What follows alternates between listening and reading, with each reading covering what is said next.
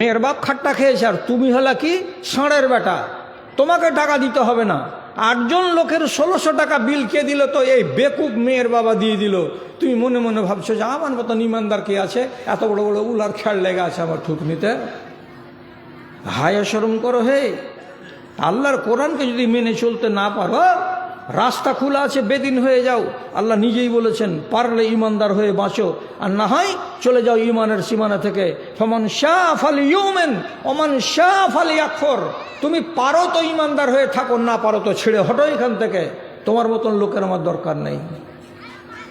কি ইমান আমাদের, ভালো করে বুঝেন। আব্দুল্লাহ বিন উমর রাদিয়াল্লাহু তাআলা আনহু বলছেন, একদম সহিহ হাদিস বলছি আপনাকে, একটা জাল কথা বলি না। আব্দুল্লাহ বিন উমর বলছেন, একটা দিন আসবে, একটা সময় আসবে, কেমন হবে?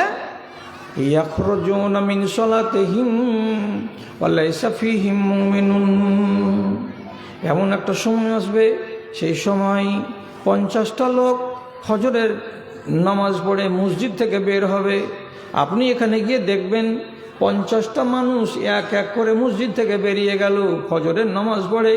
জানুয়ারি মাসের শীতের দিনে, কনকনে ঠারের দিনে মনে মনে খুশি হয়ে গেলেন। আহ, কত নমাজি মানুষগুলো গো, কত দিনদারি এদের ভেতরে আছে। কিন্তু আব্দুল্লাহ বিন উমর কি বলছেন? লাইসা ফীহিম মুমিনুন। ফজরের নামাজ পড়ে বের হলো ঠিক, একই কাজও করবে, দুটোই যারা সমান তালে চালিয়ে যাবে, এরাকে মুসলমান বলা হয়। আর মুমিন, মুমিন কাকে বলা হয়? জীবনে কোনোদিন আল্লাহ রাব্বুল আলামিনের যেটা না, নায়ে হাত লাগাতে যাবে না, সোজা কথা। এটা আল্লাহ না বলেছেন, না তো না। জীবন চলে গেলে নাই আমি হাত লাগাতে যাব না, এই লোকটা হলো মুমিন। তা আব্দুল্লাহ বিন উমরকে জিজ্ঞেস করা হলো, আপনি যে বলছেন যে একটাও মুমিন থাকবে না এতটাই লোকের ভেতরে, কেন? তো বলছে 50টা লোকের তুমি মূল্যায়ন করো তো সবটি দেখা যাবে ইমানের সীমানা থেকে খারিজ, এরা মুসলমান, কলেমা পড়েছে, নমাজও পড়ে, তো মুমিন নয় কেন? তো মূল্যায়ন করো। মূল্যায়ন করতে গেলাম, কি করলাম? এই 50টা লোকের ভেতরে 20টা লোক পাওয়া গেল। ওকে জিজ্ঞেস করা হবে, আপনি কি আপনার ফসলের অসুর বের করেছেন? অসুর কাকে বলে বলি সাহেব? 20 মনে 1 মন, 20 মনে 1 মন আল্লাহর নামে বের করে দিতে হবে, এটা হলো অসুর। তো যদি আপনার 100 মন ধান হয়, তাহলে 5 মন ধান কার? আল্লাহর। এটা আল্লাহর। আপনি বলবেন আল্লাহ কি করে দিয়েছে যে ওকে আমি 100 মন ধানের ভেতরে 5 মন দিয়ে দিব? তো কোরআনে রব্বুল আলামিন বলছেন, ইন্নাল আরজা লিল্লাহি ইয়ারিসুহা মান ইয়াশাউ মিন ইবাদি। জমিটা হলো আমার, তোমার জমি নয়। আমার জমিটাকে তোমাকে চাষ করতে দিয়েছি, যেদিন আমার মন হবে তোমার কাছ থেকে জমিটাকে আমি কেড়ে নিয়ে আমার অন্য কোনো বান্দাকে দিয়ে দেব। কেন যে জমির মালিক হলাম আমি, তুমি জমির মালিক নও। আল্লাহ যদি জমির মালিক হন, তো 20 মনে যদি 1 মন চাই, তো তাহলে আপনার দিতে কষ্ট কেন? তো আব্দুল্লাহ বিন উমর কি বলছেন? ওখানে 20টা লোক এমন পাওয়া যাবে যারা ওসর বাহির করে না। কি করে? নামকে বাঁচতে একটা ছোট কুঁঠিতে 1 থেকে 1.5 মন বের করে দিল আর দিয়ে রেখে দিল। বহু বেটিকে বলল, বহুকে সারা বছর ধরে এই কুঁঠি থেকে তোরা ভিক দিবি, এছাড়া আর ধান কোথায় গেল? তো সবটি আপনার গোলায়। আল্লাহর মাল ঢুকে আছে আপনার গোলার ভিতরে। পাইকার এলো, বিক্রি করে দিলেন, টাকাকে সবটিকে নিজে হালাল করে নিলেন। আল্লাহর কসম, আপনি মুমিন নন, আপনি মুসলমান। কেন? পরের মালকে নিজের ঘরের ভেতরে ভরে রেখেছেন। আল্লাহর মালকে হজম করার আপনি কে? 20টা লোক পাওয়া গেল, ওষুধ দেয় না। তারপর বলছে এখানে এই দেখো 10টা লোককে খুঁজো, এমন পাওয়া যাবে যে 10টা লোক কোনো না কোনো নেশায় আক্রান্ত আছে, কোনো না কোনো নেশা করে, হয় আঙ্গুরের রস খায়, আর না হয় তালের রসকে মাতিয়ে দিয়ে খায়, না হয় খেজুরের রসকে মাতিয়ে দিয়ে খায়, আর না হয় বোতলকে উল্টিয়ে খায়, আর না হয় যেগুলো হারাম আরও নেশা আছে দুনিয়াতে সেগুলো তারা সেবন করে। একটা নামাজি মানুষ যদি নামাজও পড়ে আর তার সাথে সাথে হারামগুলোকে সেবন করে তো মানুষটাকে মুমিন বলা যায় না, তাকে মুসলমান বলা যায়। তাহলে এখনকার দিনে জুমা মসজিদে যদি আপনি মূল্যায়ন করে দেখেন, তো একটা মেশিন বেরিয়েছে আজকালকার জামানায়, খালি মুখের কাছে নিয়ে যেতে গেলেই বলে দিবে মদ খেয়েছে না খায়নি। উত্তরপ্রদেশে দেখবেন, কলকাতার বড় বড় টাউনে দেখবেন মদ খেয়ে গাড়ি চালানো নিষেধ। তো প্রত্যেকটা ড্রাইভারকে থামিয়ে দেওয়ার পরে আর মুখের কাছে এমনি করে মেশিনটা নিয়ে যা বলবে, নাম কি? জয়নাল আবেদিন। খালি শব্দ করতে নেই, মেশিনে বলে দিবে মদ খেয়েছে না খায়নি। আর নিঃশ্বাসটা যে মুখ থেকে বেরোবে বলে দিবে যে হ্যাঁ এই মদ খেয়ে আছে, গাড়ি সাইডে লাগাও, সাইডে লাগাও। তো এই মুসলমানেরা আজকাল মনে করে কি মদ খাওয়াটাই শুধু গুনাহ, আর তামুক খাওয়াটা খালি নেকির কাজ, যত পারো খাও। এ তো কাফেরের খানা, এগুলো মুমিনের খানা হলো কি? বিড়ি, এত তো আগুন আছে, সিগারেট, এত আগুন আছে। আপনি আলেমটাকে জিজ্ঞেস করেন তো জান্নাতে আল্লাহ তাআলা খানা দিবেন, তো কোনো খানা আগুনে মিশ্রিত খানা হবে? আর জাহান্নামে যতগুলো খানা হবে সব আগুনওয়ালা খানা। জকুমের কাঁটা এটাও আগুন দিয়ে, যে জাহান্নামের তরল পদার্থ খেতে যাবে সেটাও আগুনেরই হবে। আগুন ছাড়া কোনো খানা হবে না জাহান্নামে। একটা মুসলমান হয়ে যদি বলে কি খাচ্ছিস চাচা? এই বেড়ি খাচ্ছি। তো খাচ্ছোটা কি? তো আগুন খেছো। আগুন কারা খায়? তো জাহান্নামীরা খায়। তোমাকে লাজ লাগে না? তুমি সিগারেট খাচ্ছ কেন? 10টা লোক পেয়ে গেলাম, বলছে 10টাকে বাদ দাও, এরা মুমিন নয়। 4-5টা বুড়া মানুষকে পাওয়া গেছে, পিঠ লেড়া কয়েছে, বাবজি আপনারা আছেন তো ইজ্জতটা বেঁচে গেল, আপনারা মুমিন মানুষ, তাই না? খালি জিজ্ঞেস করে দেখেন, আপনি যে গত বছর হজ করতে গেছিলেন জমি জমার হিসাব কি করেছেন? বলছে আমার জমি বেশি নাই, 8 বিঘা জমি, 1 বিঘা থুয়েছি খালি বুড়িটার নামে, আর বাকি 7 বিঘা জমি 2 বেটাকে লিখে দিয়েছি। বেটি নাই, 3 বেটি আছে, বেটিটাকে দেননি। ওই বেটিটাকে দিইনি, ওরা পরের বাড়ি চলে গেছে, ওরা জমি কি করবে? পাকা জুতাখোর, পাকা হারামখোর, পাকা জাহান্নামী, শুধু কবরে যায়নি বলে জিন্দা জাহান্নামী শুধু হেঁটে বেড়াচ্ছে দুনিয়া। পরের জমি মারা লোক উনেকার। মৌলানাটাকে জিজ্ঞেস করবেন, সলমান বলবি যে কোথায় পালিয়ে গেল তো আল্লাহ জানে। মিশকাতের হাদিসের কিতাব মিশকাতের প্রথম খণ্ড যেটা, তার শেষ নম্বর হাদিসে লেখা আছে, কোনো মানুষ যদি দুনিয়াতে অপর কোনো লোকের মিরাজকে কেটে নেয়, হজম করে দেয়, আল্লাহ তাআলার নবী বলছেন তোর জান্নাতকে কেটে নেওয়া যাবে, তোকে জান্নাত থেকে বঞ্চিত করে দেওয়া হবে। 4টা লোক পাওয়া গেল, বেটিকে জমি দেয়নি। তো আব্দুল্লাহ বিন উমর বলছেন, দেখলা 20টা পেলা মদখোর, আর 20টা পেলা অসুর বাহির করে না, আর এখানে 5টা পেলা এই লোকগুলো কারা? যে যারা নিজের আওলাদকে মিরাজ ঠিকঠাক করে দেয়নি, আর যেগুলো উচিত নয়, অনুচিত কাজ, বেটার নামে জমি করে দিয়ে হেঁটে বেড়াচ্ছে কবরে যাওয়ার জন্য। তাহলে এই লোকগুলোকে তো তিনি বলেছিলেন লাইসা ফিহিম মুমিনুন, ওদের ভেতরে কতটি লোক নামাজ পড়লো বটে, কিন্তু কেউ মুমিন নয়, সবটি হলো মুসলমান। লাভ কি হবে রে দাদা মুসলমান হয়ে মরলে, আর লাভ কি হবে রে দাদা মুমিন হয়ে মরলে? মুমিন হয়ে যদি কোনো মানুষ মারা যায় তো রব্বুল আলামিন বলছে তোর হিসাব নিব না রে বান্দা, তোর হিসাব হবে না, বিনা হিসাবে তোকে জান্নাতে নিয়ে যাব। আর মুসলমান যদি হয়ে মরবি তো চোখের সামনে দাড়ি পাল্লা খাড়ো করব, ওজন করব তোর পাপকে এবং তোর নেকিকে। মুমিনদের জন্য রব্বুল আলামিন দাড়ি পাল্লা লাগাবেন না। এ তো সন্দেহ নেই। কে তুমি? জবেদ আলী, বাড়ি কোথায়? ওয়াহিদপুর। ও আচ্ছা, যাও জান্নাতে যাও। আল্লাহ তো জানেন যে এই লোকটা পাক্কা দিনদার মানুষ। আর হিসাব কি হলো? ডাকলো, আর ডাকার পরে আল্লাহ জেনে নিলেন, তো বলে যাও জান্নাতে যাও। এটাই হিসাব। কোরআনে কি বলছে? সাউফা ইউহাসাবু হিসাবান ইয়াসীরা, হিসাবটা হবে কিন্তু আসান। ডাকলো, আর ডাকার পরে আল্লাহ বলবে তুমি ইমানদার ছিলে দুনিয়াতে? বলে হ্যাঁ আল্লাহ আমি ইমানদার ছিলাম, যাও জান্নাতে চলে যাও, আমি তোমাকে চিনি। আর একটা লোককে আল্লাহ তাআলা বলবেন তুমি কি দিনদার ইমানদার ছিলে? বলবে হ্যাঁ আল্লাহ, আমার গলতে মসজিদ ছিল, জীবনে কোনো দিন নামাজ আমি ছাড়িনি। আল্লাহ তাআলা বলবেন তোকে ভালো করে আমি চিনি, তোর দাড়ি পাল্লা কায়েম করা হবে, কেন যে তুই মুমিন হয়ে মরেছিনি, তুই মুসলমান হয়ে মরেছিস।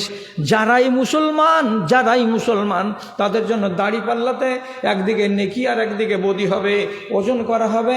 যদি তোমার বদি কম হয় আর নেকি যদি বেশি হয় তো কপাল ভালো, আর তোমার যদি বদি মানে পাপ বেশি হয়ে যায় আর নেকি যদি কম হয়ে যায় তাহলে তোমাকে একদিনের জন্য হতে গেলেও আল্লাহর জাহান্নামে যেতে হবে, 15 দিনের জন্য হতে গেলেও জাহান্নামে যেতে হবে, 1 মাসের জন্য কত লোককে জাহান্নামে যেতে হবে, কত লোককে 1 বছরের জন্য জাহান্নামে যেতে হবে।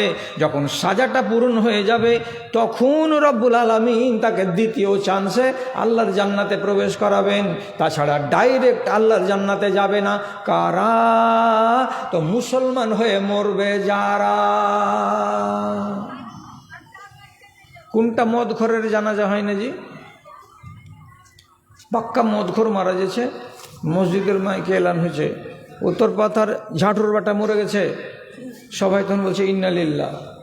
রে শালা খ্যাপা, তুই চিনিস না ঝাঁটুর বেটাকে? ঝাঁটুর বেটা যে মদখোর মরে গেল তো তুই ইন্না লিল্লাহ কেন পড়লি? ইন্না লিল্লাহ কার জন্য পড়তে হয়? কোরআনে কি লেখা আছে? ইজা আসাবাতহুম মুসিবা কালু ইন্না লিল্লাহি ওয়া ইন্না ইলাইহি রাজিউন। তোমাকে যদি ব্যথা লাগে, কষ্ট লাগে, দুঃখ লাগে, তাহলে তুমি ইন্না লিল্লাহ পড়ো। এই তো ফাসেক ফাজের লুচ্চা লাফাঙ্গা গুন্ডা ওটা মরে গেল, তো ওই লোকটা মরে যাওয়াতে তোমার জানে কি কষ্ট হলো যে তুমি ইন্না লিল্লাহ পড়তে গেলে।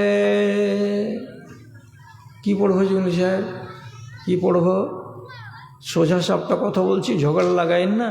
আর কেউ যদি ঝগড়া লাগায় আমাকে খালি ফোন করে দিবেন, আমি যা লড়াই করা লড়ে দেব। কোনো নালায়েক, বেনমাজি, ফাসেক ফাজের, চোর, লম্পট, গুন্ডা যদি মরে যায় আপনি সোজাই বলেন আলহামদুলিল্লাহ। মানুষ মরে গেল আর বলবো আলহামদুলিল্লাহ? হ্যাঁ কেন? এটা খুশির খবর। খুশির খবর এটা কি করে হলো? আমি গোড়াতে কি বলেছিলাম? আমার বাপের জমিদারের কথা বলবো কি? আমি বলেছিলাম সবটি কথা আপনাকে আমি সত্য বলবো, ন্যায্য বলবো, একটাও জাল কথা বলবো না।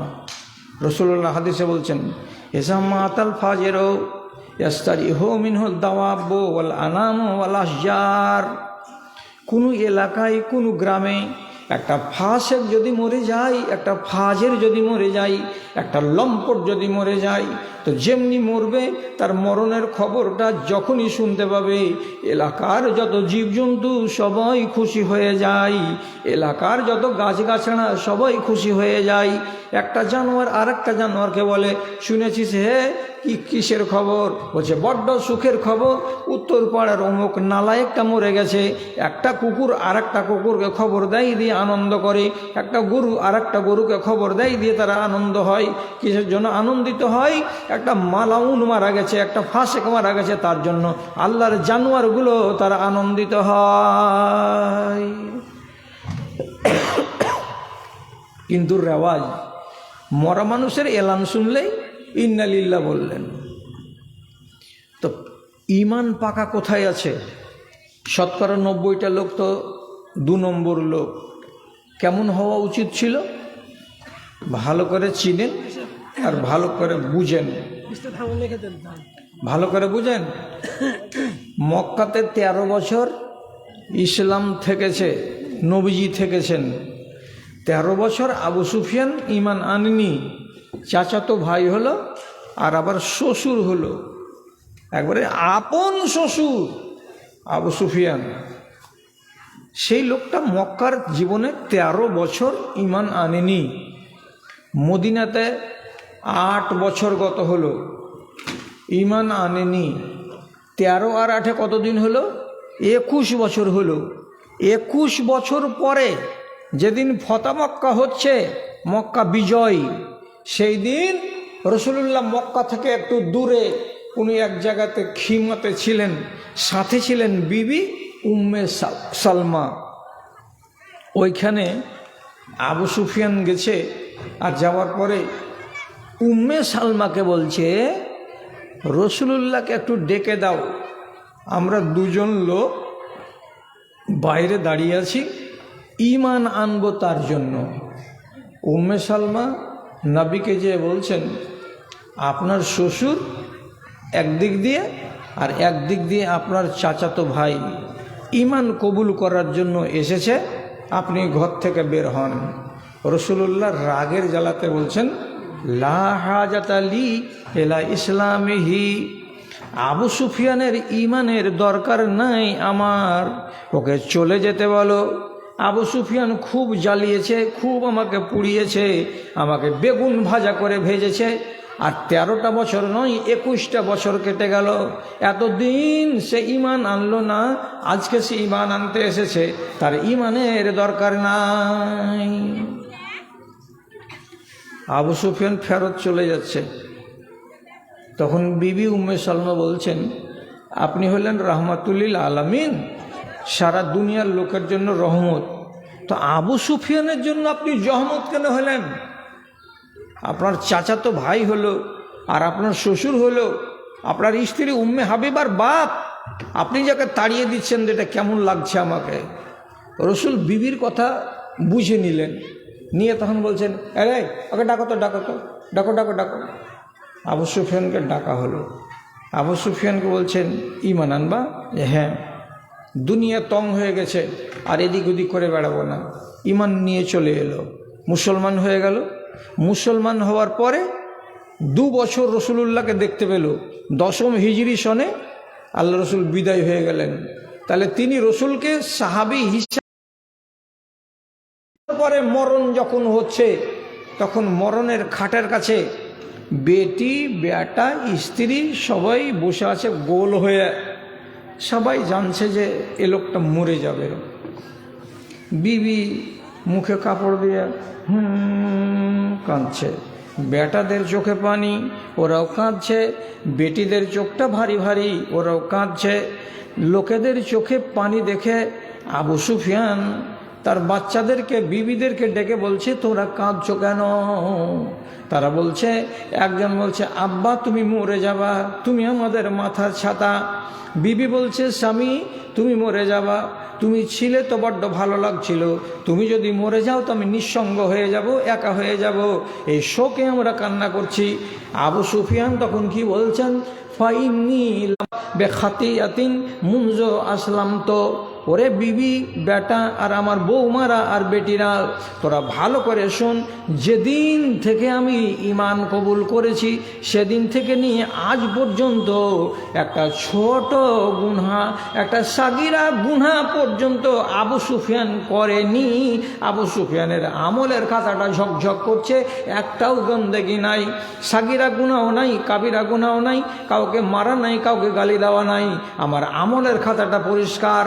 আগেকার খাতাটা গন্দা আছে, অনেক অন্যায় করেছি, কিন্তু আল্লাহ রাব্বুল আলামিনের নবী আগেই বলে দিয়ে গেছেন, আল ইসলামু ইয়াজুব্বু মা কানা ক্বাবলাহু, ঈমান আনার পরে আগেকার গুনাহগুলোকে আল্লাহ রাব্বুল আলামিন একটাও রাখেন না, সবকে মুছে দেন। কার দৌলতে? ঈমান আনার দৌলতে। তো আমি আগে যেগুলো পাপ করেছিলাম সেগুলো মুছে গেছে, কেন? তো আমি ইসলাম কবুল করেছি। ইসলাম কবুল করার পরে আমি নিজেই বলছি, একটা সাগিরা গুনাহ পর্যন্ত আমার দ্বারাই হয় নাই।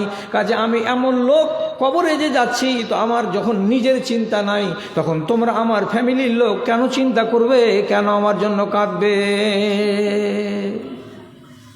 আহারে ঈমান, আহারে ঈমান, কত শক্তি ঈমানে, যে আমি একটাও গুনাহ করিনি। এই 6 বছরের জিন্দেগি কেটে গেল ঈমান আনার পরে। আপনি কত বড়?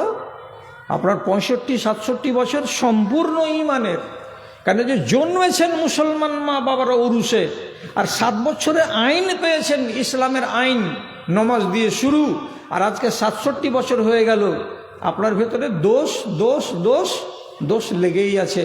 দোষ থেকে নিজেকে মুক্ত করতে পারলেন না। কি ঈমান নিয়ে বেঁচে আছেন আপনি বলেন তো?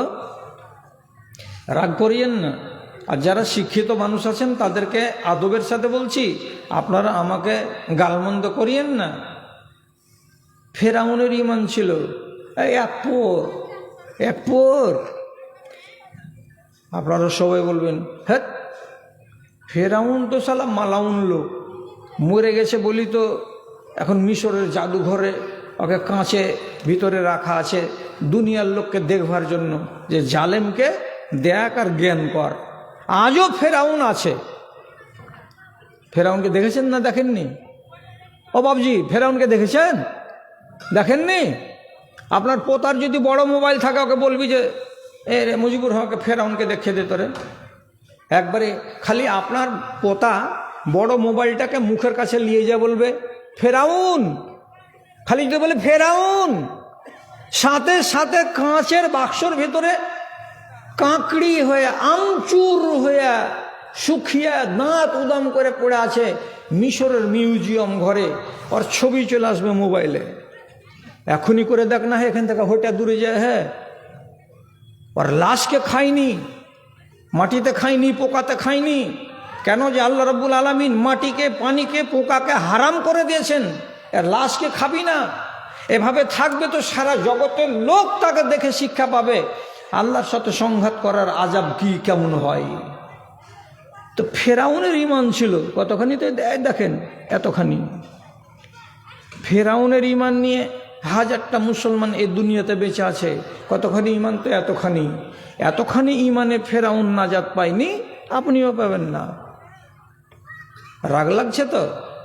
সারা জিন্দেগি ফেরাউন নিজেকে বলল আমি আল্লাহ, আমি আল্লাহ, আমি আল্লাহ।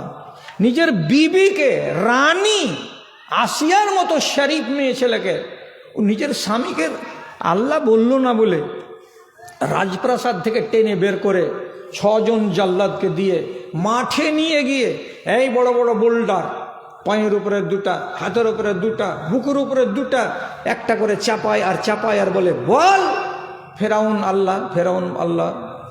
বলেনি আসিয়ার জান নিয়ে নিয়েছে কে? ফেরাউনের জাল্লাদেরা।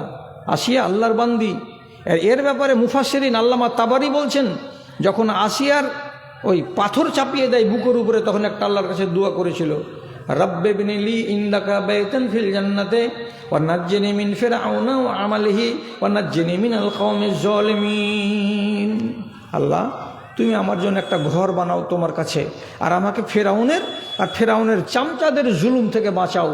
আল্লামা তাবরি বলছেন, এই মেয়েটি যখন মরণের কালে ভীষণ কষ্ট পায়, তখন হতে পারে যে ঠেলা সইতে না পেরে ফেরাউনকে আল্লাহ বলে দিবে জান বাঁচাবার তাগিদে, তখন ওর দুয়ার প্রতি সমর্থন জানিয়ে আল্লাহ রাব্বুল আলামিন 7 আসমানের উপর থেকে জান্নাতের একটা কামরাকে নিয়ে এসে এই আকাশের নিচে নেমে এনে আসিয়ার চোখের সামনে তুলে ধরে দেখিয়ে বলেছিল, আসিয়া সবুর কর, দম বেরিয়ে গেলেই এই জান্নাতে যাবি। কম কথা? এই ফেরাউনের ঈমান আছে কতখানি? তো এতখানি। কি করে? মুসা নবী 10,000 বানি ইসরাইলেরাকে ফেরাউনের হাত থেকে মুক্তি দেওয়ার জন্য পালিয়ে যাচ্ছিলেন জান বাঁচাতে নীল নদী পার করে। তো 12 বংশের লোক ছিল মুসা নবীর সাথে। মুসা নবী তার লাঠি দিয়ে 12 বার এমনি করে আঘাত দিলেন নীল নদীতে। জয় জায়গাতে আঘাত করলেন, তয় জায়গাতে ন্যাশনাল হাইওয়ে তৈরি হয়ে গেল নীল নদীর উপরে। পানি সরে গেছে, শুকনো জমি, রাস্তা। ফেরাউন মুসা নবীর সঙ্গীরা সব 12টা রাস্তা দিয়ে এপার থেকে ওপার চলে গেল। তাড়া করে চলে আসছে ফেরাউন আর তার সৈন্য সামন্ত। নদীর কিনারাতে এসে এই ফেরাউন বোকার বেটা বোকা বলছে, দেখ মিলিটারিরা, তোরা বলছিস যে আমি আল্লাহ নই, নীল নদীর রাস্তা করে রেখেছে আমার জন্য, সে কত মানে আমাকে, আর তোরা সন্দেহ করছিস? সব গাদ্ধাটি বলছে, জি জি জি জি জি জি, আপনি তো আমাদের আল্লাহ, আপনার জন্য তো রাস্তা করে দিয়েছে নীল নদী। আল্লাহ রাব্বুল আলামিন বলছেন, তোর বাবার রাস্তা নেমে দেখ। তোর রাস্তা যখন মধ্যখানে গেল, আল্লাহ কোরআনে বলছেন, ফাগরাকনাহু ওয়া জুনুদাহু, যতটি মিলিটারি ছিল সমস্ত মিলিটারিকে, ঘোড়াগুলোকে আর উটগুলোকে সবকে, আর ফেরাউনকেও আল্লাহ তাআলা বলছেন সবকে ডুবিয়ে মেরে দিলাম নীল নদীতে, একটাকেও বাঁচালাম না। যখন চুপুর চুপুর চুপুর চুপুর করে পানি খেতে লাগলো ফেরাউন, তখন পানি খেতে খেতে বলছে, উপর দিকে মুখ করে রিজাইন দিয়ে দিলাম যে আল্লাহ আমি আর আল্লাহ হয়ে থাকবো না, তুমি আল্লাহ হয়ে থাকো, তোমাকে আমি আল্লাহ বলে মানছি, আর আমি আল্লাহ নিজেকে ছেড়ে দিলাম, আমি আর নিজেকে আল্লাহ বলবো না। দিয়ে কি বলছে, আমানতু বিল্লাযী আমানাত বিহি বানু ইসরাঈল, আমি মরবার কালে বলছি ঈমান আনলাম ওই আল্লাহর উপরে, যে আল্লাহর উপরে ঈমান এনেছে বানি ইসরাঈলেরা। মরণের কালে কি করছে, ঈমান আনছে কোন আল্লাহর উপরে, আসমানের উপরে যিনি আল্লাহ আছেন তার উপরে। তাহলে তৎক্ষণ পর্যন্ত তো ঈমানদার। কিন্তু আল্লাহ রাব্বুল আলামিন বলছেন এর মুখে কাদা ভর। আর একবার বলতে গেলে আমি আল্লাহ তাআলা রহিম, আমি দয়া করে দিব, ফের মুসলমান হিসাবে ঘোষিত হয়ে যাবে। তো রব্বুল আলামিন তোকে চাননি যে তুই মুসলমান হ, মুখে কাদা ভরে দেওয়া গেল দ্বিতীয়বার যেন কথা না বলতে পারে। তো স্বীকার করছে যে আমি আল্লাহকে মানি, ওই আল্লাহকে, যে আল্লাহকে বানু ইসরায়েলেরা মেনে চলেছে। এতখানি ঈমান, ওই ঈমান ওকে বাঁচাবে না, বাঁচায়নি। আজও লাশ হয়ে পড়ে আছে আমচুর হয়ে মিশরের মিউজিয়াম ঘরে, কিয়ামত পর্যন্ত থাকবে। আপনি ওই রকম ঈমানদার হয়ে বেঁচে আছেন না? আমাদের এলাকাতে, গায়ের নাম বলবো না, পাক্কা মারদুদ, এক ওয়াক্তের নামাজ পড়েনি, এক ওয়াক্তে।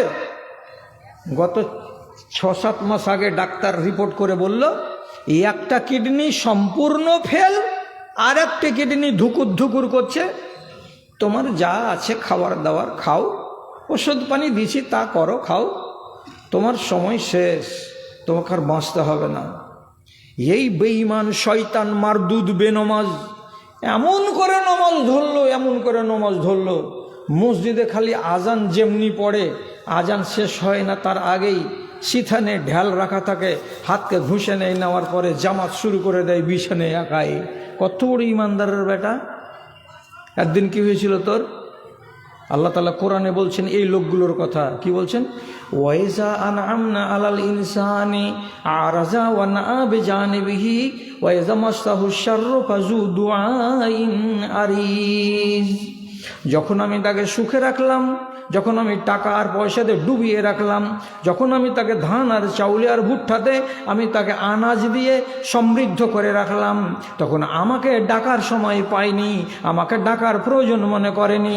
তারপরে যখন আমি তাকে বদ হালাতে স্বীকার করলাম, তার মানে কি, যখন সে কঠিন অসুখে মুবতালা হয়ে গেল, তখন এবার আমাকে ডাকতে লাগলো কেমন, জু দুআইন আরিজ, লম্বা লম্বা করে আল্লাহকে ডাকে। আর আল্লাহ তাআলাকে দিন আর রাত বলে, পরওয়ারদিগার তুমি আমাকে মাফ করে দিও, পরওয়ারদিগার আমি তোমার জন্য নামাজ পড়ছি, পরওয়ারদিগার আমি তোমার নামে মসজিদে মাদ্রাসাতে দান করছি। তো বিপদের কালে এরা মুমিন, আর সুখের কালে এরা মুমিন নয়। ফেরাউনের ঈমানের সাথে মিলে না। এই ঈমান নিয়ে বসবেন, পোকা লাগা ঈমান।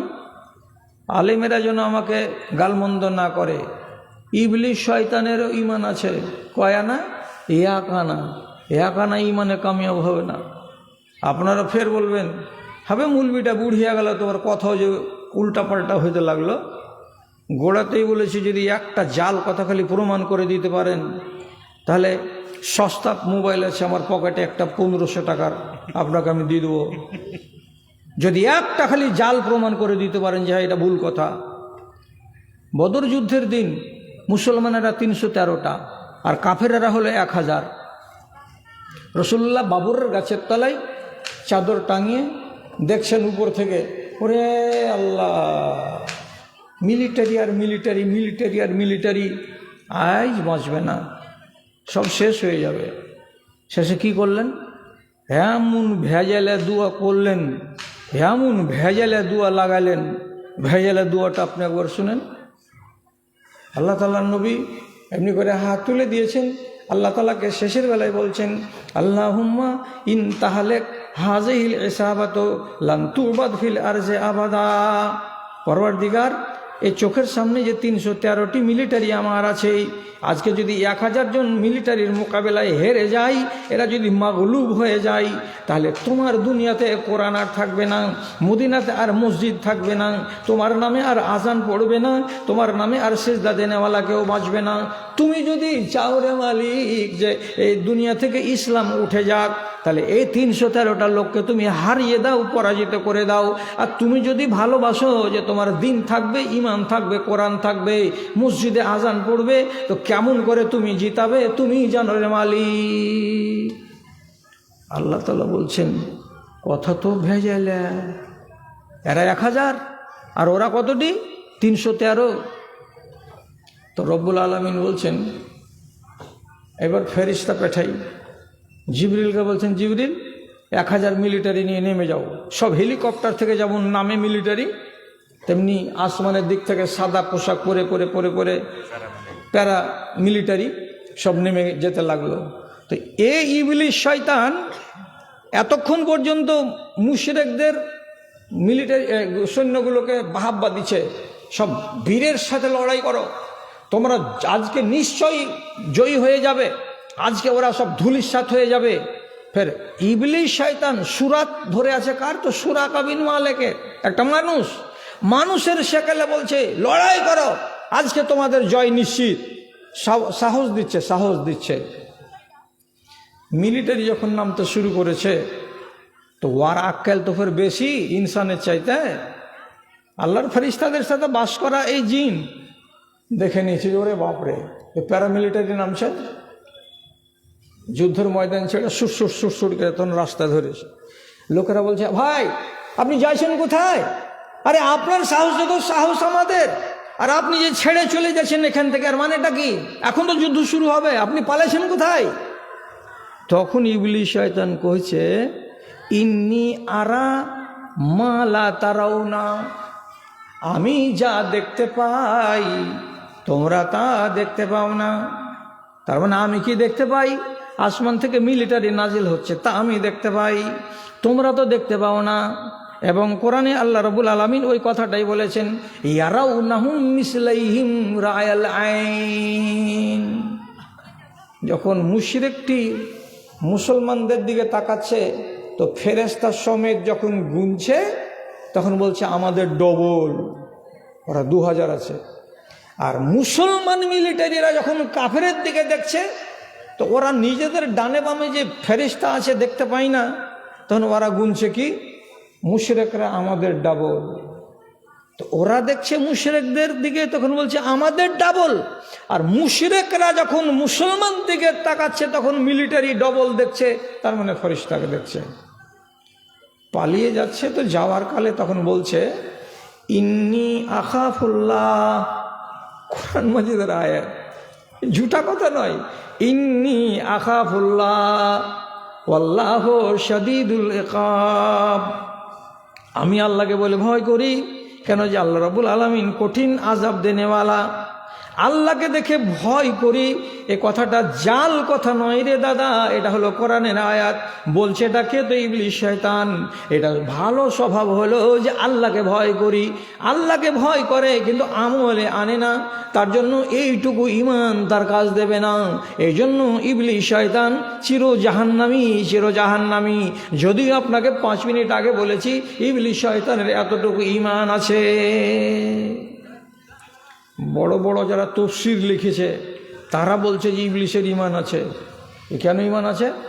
যখন আল্লাহ তাআলার সাথে তর্ক হইতে লাগলো, আদমকে কেন সিজদা করলি না, তখন ও আল্লাহ তাআলাকে খালেক বলছে। খালেক মানে কি?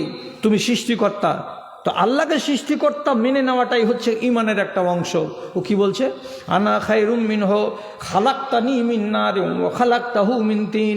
এ আল্লাহ রাব্বুল আলামিন, তুমি আমাকে আগুন থেকে সৃষ্টি করেছো, আর আদমকে তুমি মাটি থেকে সৃষ্টি করেছো। তাহলে আল্লাহকে পরিষ্কার ভাষাতে বলছে তুমি আমার খালেক, তুমি আমার সৃষ্টিকর্তা। ইবলিশ শয়তান যদি আল্লাহকে খালেক বলে মানে, তো তাফসীর জারির ইনি বলছেন যে ইবলিশের এটা একানা ঈমান, এতে নাজাত পাবে না, পাবে না। আপনার তো ওই হাল। আবুল আহাবের ঈমান আছে, আপনি ফের কইবেন যে উল্টা কথা কইছো কেন? উল্টা একটা বলিনি। তাব্বাত ইয়াদা আবি লাহাব সূরাটা রোজ পড়ছেন নামাজে, আর ও পড়তে পড়তে পড়তে পড়তে কিয়ামত কায়েম হয়ে যাবে।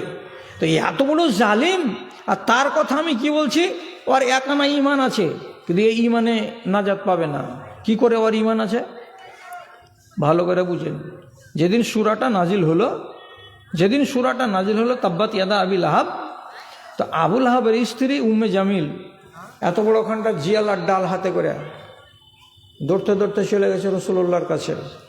আর যাওয়ার পরে তো রাসূল ওখানে বসে আছেন, আবু বকর আছেন, হযরত উমর আছেন, কিন্তু ওর চোখে পড়ে না। ওই যে কী বলছ, কাকে কি বলছ? ওই যে নবী কই, মোহাম্মদ কই?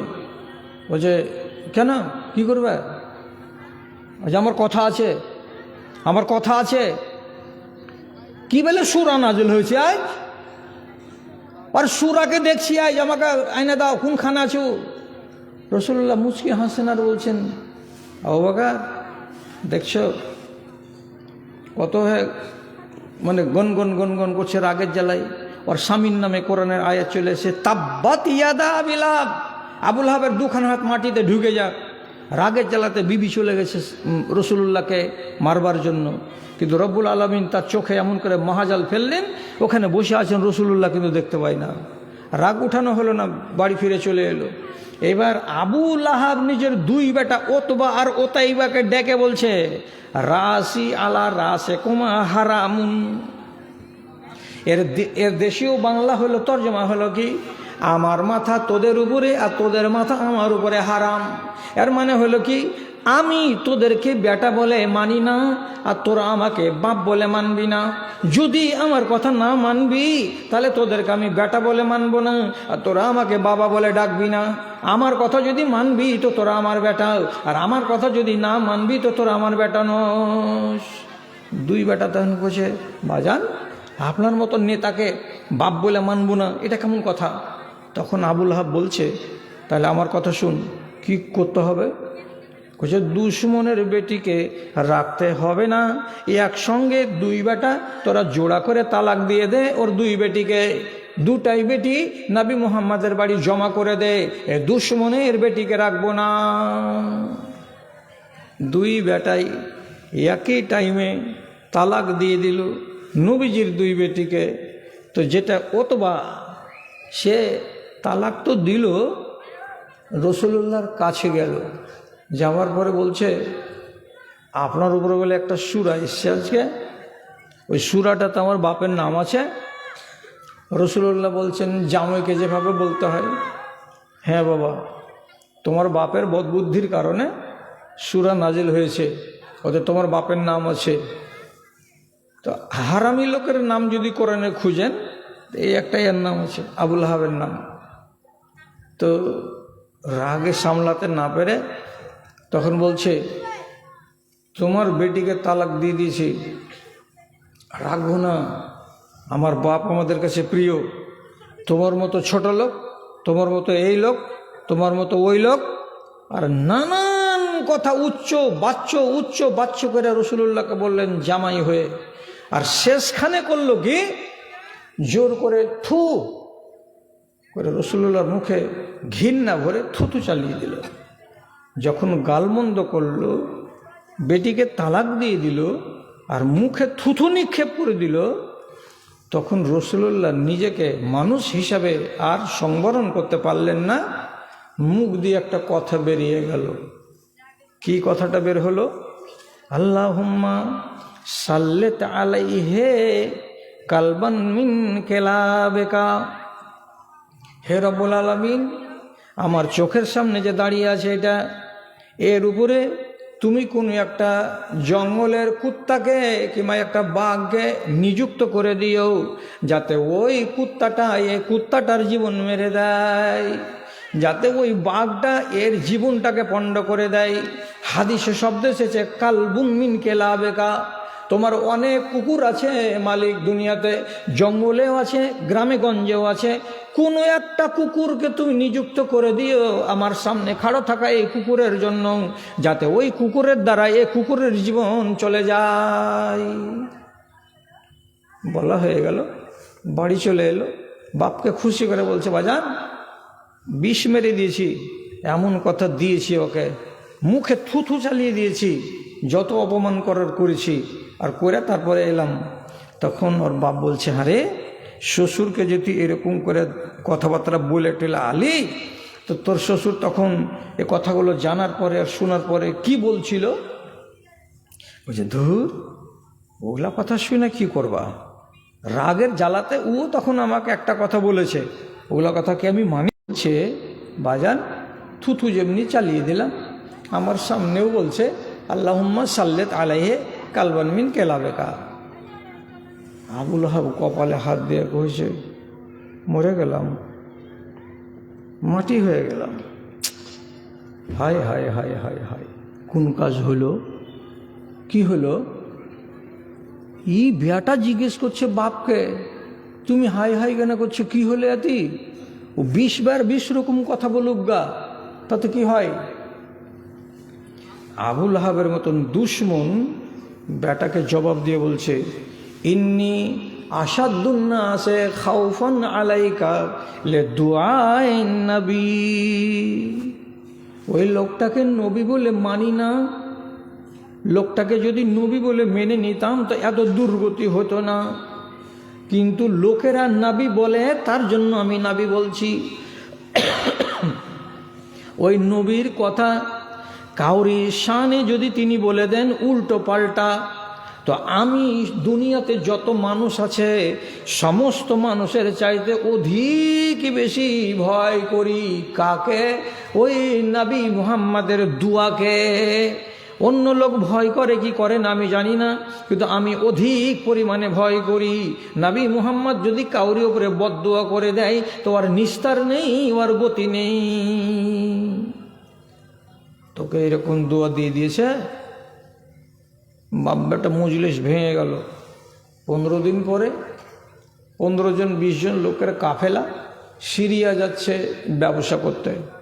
ব্যবসা করার কালে আবুল আহাব সবটি লোককে ডেকে বলছে, করিম, আব্দুল করিম, আব্দুর রহিম, মহিদুর, ইনজামামুল, শরীফুল, তোমরা সবাই এক দলে যাচ্ছ, আর তোমাদের দলে আমার বেটাটাও আছে।